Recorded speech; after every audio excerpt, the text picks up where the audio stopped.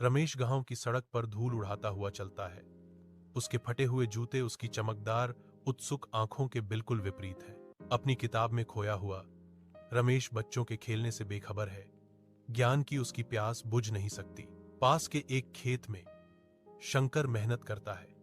उसका चेहरा धूप और अथक परिश्रम से बनी कठिनाई का नक्शा है। गीता अपने विनम्र घर से निकलती है। उसके हाथ दिन के साधारण उपकरणों से भरे हुए हैं। सड़क आगे तक फैली हुई है। विशाल, उदासीन आकाश के नीचे सपनों और संघर्षों का मार्ग। रमेश अपनी किताब को कसकर पकड़ता है। कठोर वास्तविकता के बीच एक उज्जवल भविष्य का मौन वादा। रमेश शहर के स्कूल में अजनबियों के बीच बैठा है।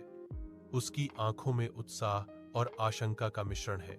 नई भाषा हवा में भर जाती है, चुनौतीपूर्ण और दिलचस्प, क्योंकि रमेश अपने नए परिवेश को अपनाता है। आनंद, शिक्षक एक गर्मजोशी भरी मुस्कान और प्रोत्साहन भरे शब्द देते हैं, जिससे रमेश के भीतर आत्मविश्वास की एक चिंगारी भड़क उठती है।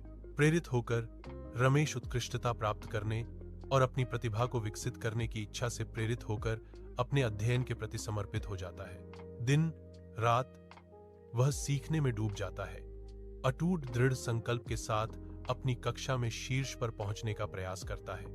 एकदम नई कार आती है, धूल उड़ाती हुई। जैसे ही वह विनम्र गांव में प्रवेश करती है, रमेश को देखकर शंकर और गीता के चेहरे आश्चर्य और शुद्ध खुशी से चमक उठते हैं। रमेश गर्व से अपने माता पिता को एक सुंदर घर दिखाता है, जो देहाती के बीच एक आधुनिक अजूबा है।